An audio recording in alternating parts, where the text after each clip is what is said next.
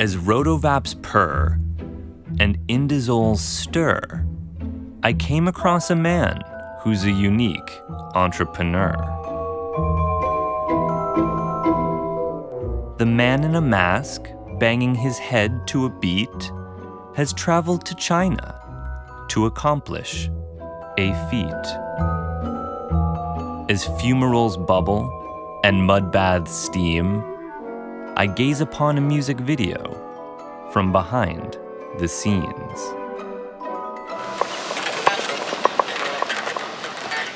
Not too many close-ups on the hands because I can't play this, it's too fucking hard.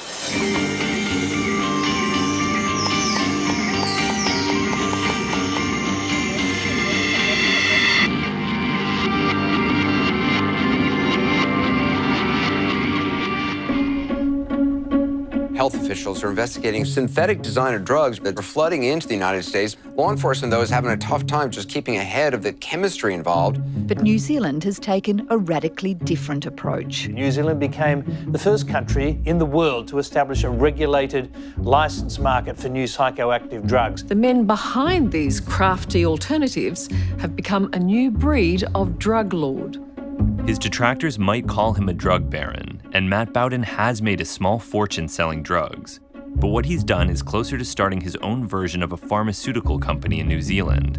But unlike any known pharmaceutical company, his drugs aren't intended to treat disease, but rather to free users from the chains of prohibition. I'm just offering an alternative for people from a different culture. I'm not actually promoting drug use, I'm promoting safer policy. Together, we can end the war on drugs. Matt Bowden invited me to tour his cannabinoid lab in New Zealand, but I soon found he had more than that in store. Hey, welcome to New Zealand. Would you like to get off your chain? Okay. Do you want to go use the bathroom or something?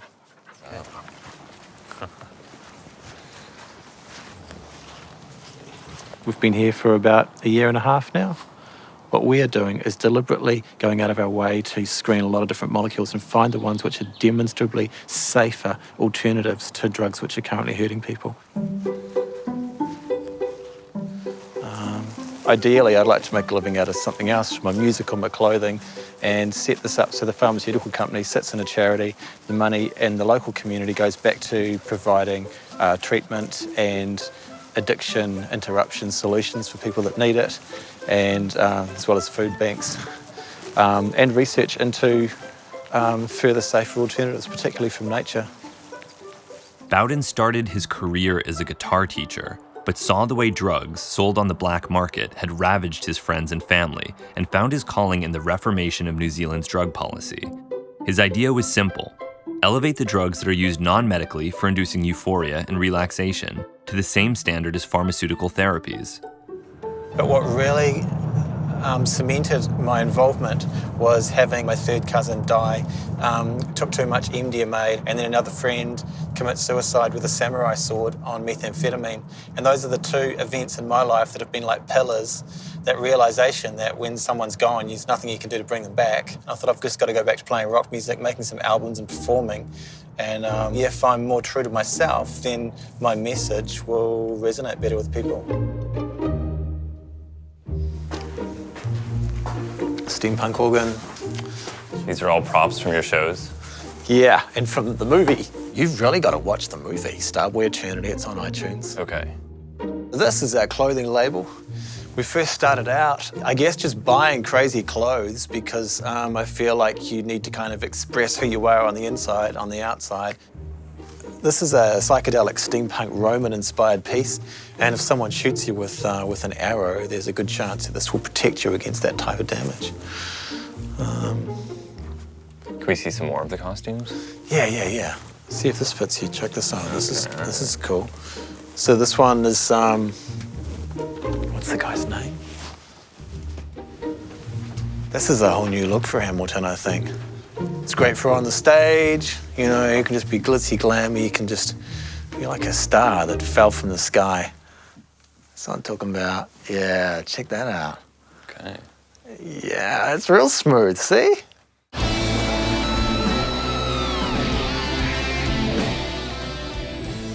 How did you choose the steampunk aesthetic? I wanted to be in that age of enlightenment, that 1890s. Starboy is an alchemist, and he's been providing a solution, and the townspeople kind of run him out of town because I think he's caused a problem and brought down these aliens when really he was a little misunderstood. I guess that's kind of how I felt. So this is the live room. Got some guitars and bits and pieces.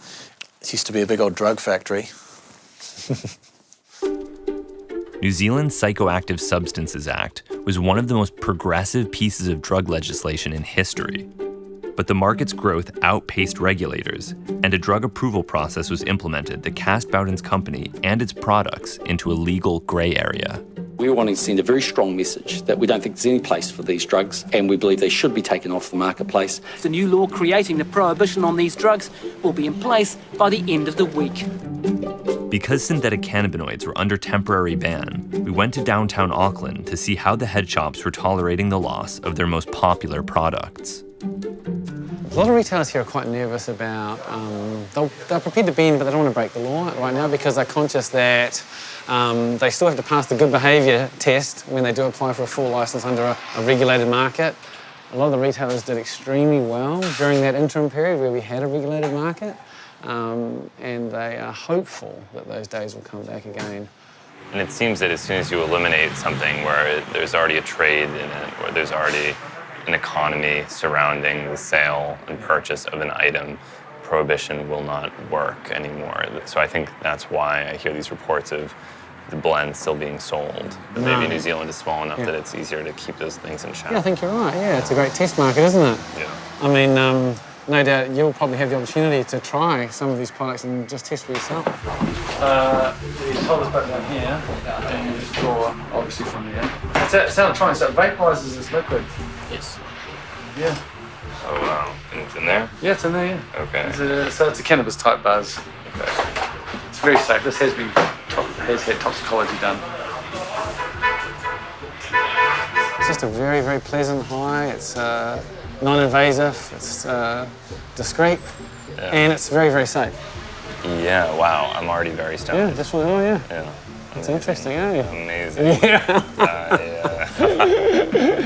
Yes. So this is Can I have a go? Oh, absolutely. Yes, sorry. What is the duration of that? You know, this isn't going to last long. You have to keep dosing. Oh, okay. But I reckon about 10, 15 minutes. Just 10 minutes for 10, the whole high? It's very subjective. And I think so it's 10 for minutes, you and but I, it can feel like days. No, I don't think it's going to feel like days. I feel a strong tingling in my crown chakra. And I feel a lot of Kundalini vibrations.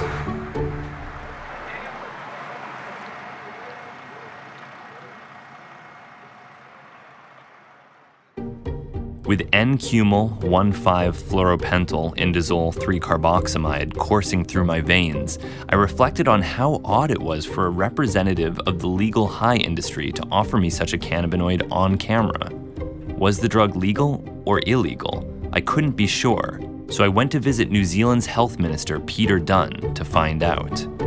The issue began in New Zealand about 3 years earlier. And at that stage, we were faced with this whole raft of new products coming onto the shelves, completely untested, unregulated, being sold through corner stores, no controls on age or promotions, etc. A lot of people saw the legal cannabinoids when they came along as providing an alternative initially to the real thing and enabling them to indulge their passion, if you like, much more safely. We decided to introduce legislation that would shift the onus of proof to manufacturers or suppliers to be able to satisfy a testing regime equivalent to that we would have for new medicines, that the products were low risk. We allowed an interim regime because there were a number of products that hitherto hadn't been seen as problematic, and we expected the new testing regime to follow. Unfortunately, and this is where we made a mistake, that few weeks is now over a year later and we still haven't been able to finalise. When regulators dragged their feet, the black market re-emerged. Despite lawmakers banning more and more of the chemicals used to make the drugs, drug makers simply tweak the ingredients and produce a legal substance. And its roots could be traced to the manufacturing hub of Shanghai, China, a city filled with skilled chemists eager to satisfy the requests of international buyers. All my life, I've dreamed of visiting the great cannabinoid laboratories of Shanghai. But as a journalist, I knew my chances were slim. Then it occurred to me, what if I went to tour the labs not as a journalist or researcher, but as a filmmaker, working with Matt to produce a steampunk rock opera? We managed to get into this lab by coming in with Matt Bowden, who has poured millions of dollars into the cannabinoid industry, and as a result, they are so grateful in China for his money that they've allowed us to come in and film and really do whatever we want inside this lab. Entering the cannabinoid crystallization chamber was the realization of a lifelong fantasy. They're working on drying out the final step in a new synthetic compound that they've manufactured.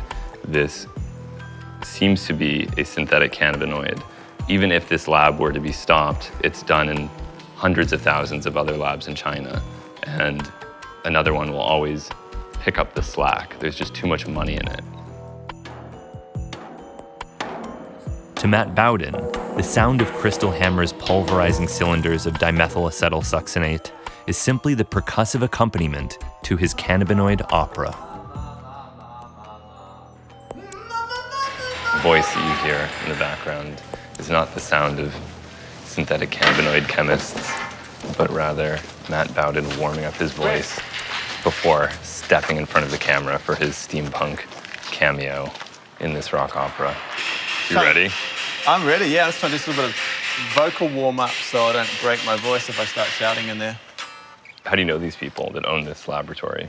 I've been working at this for 15 years now and built up lots of relationships with different people, developing different compounds and manufacturing. And as you can see, moving up from the small scale where you're just making sure that you've got your recipes right up to larger scale. When you go to commercial production, you need to produce hundreds of kilograms of something. That's when we go to places like this. So.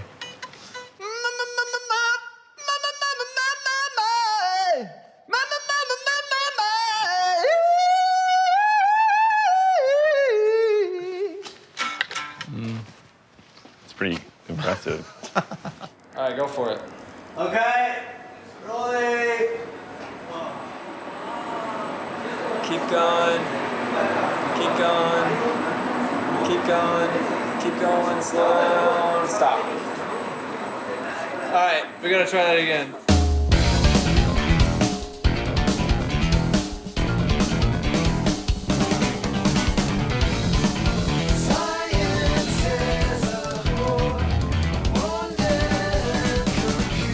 And then take one step backward.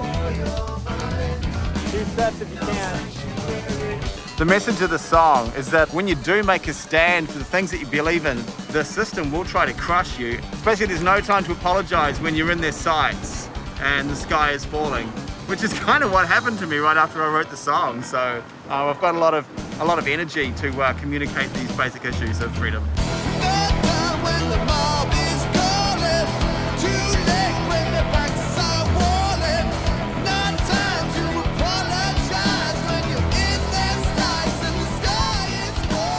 These are the bad guys, and so they represent the system that seeks to control and homologate and completely anesthetize us.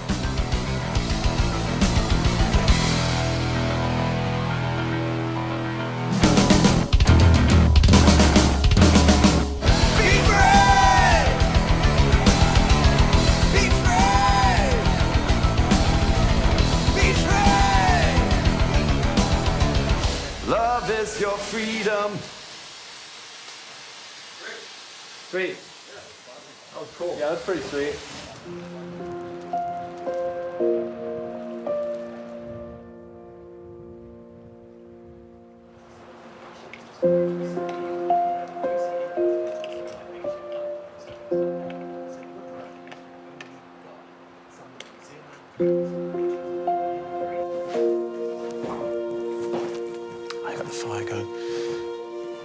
We've had a game of Dungeons and Dragons here with the kids. It's all good encouragement to develop our imaginations. Oh, wow. Yeah, so this spot is our lighthouse. We grabbed the spot and we were looking at building a rehab or a retreat here. But now with the pressure that's come on us all of a sudden, they really want to sort of rip my business apart. And so we're going to have to sell a bunch of assets just to survive. So we're going to have to sell this place off, which is a horrible shame, but it's been a pretty tough year to tell the truth.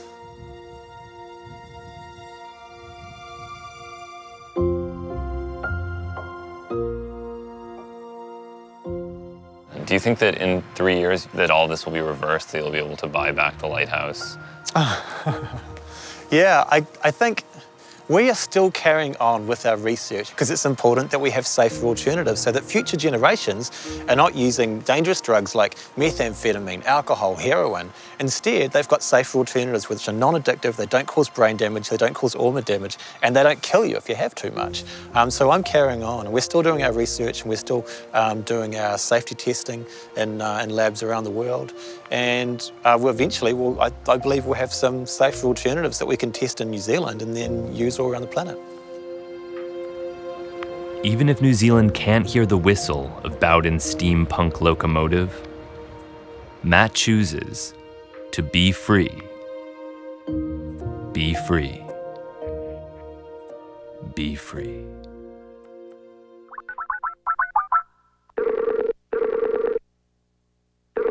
Hello. Hello, hello. Good to see you. Yeah, too. I've missed you.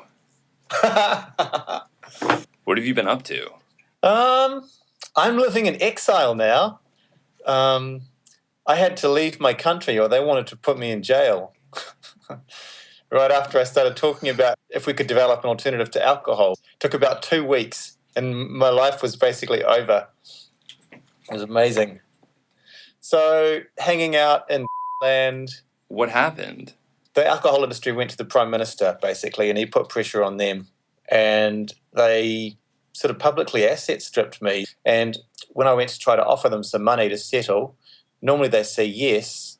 But the woman at the meeting said, we don't give a fuck about money. We want to see you in jail. And so I said, okay, cool. And moved out of the country. Seems I didn't have a home anymore. Man, I'm sorry to hear that.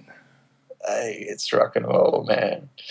I got pretty depressed for, a few months there. It was pretty tough, particularly the children being ripped out of their home and forced to leave their country, their friends and their school. You got to sort of work through that. But it was never really about making money for me. It's always just been a bit of a vocation and a mission, if you like. And just coming back to family and health, being together, that's kind of what's important. These are the good things in life, The rest of it doesn't really matter. Oh, man. But it's good. We're happy, That's great. Yeah. I think that you would be very interested in the tryptamine analogs that have come out recently. Oh, yeah. Maybe send a few my way. If they're uncontrolled in the United States, I can help you out with the testing. That's a great idea. Yeah, let's do that. Okay. I'll get you some diagrams and you can check them against your laws. Okay. All right, that sounds good. Yeah, man, and that was a mad time. When you guys came down and we went to China, that was just such a good time. I really appreciated that. I agree. Cool. I appreciated it. Okay, thanks, Hamilton. Okay. Ciao. All right, bye.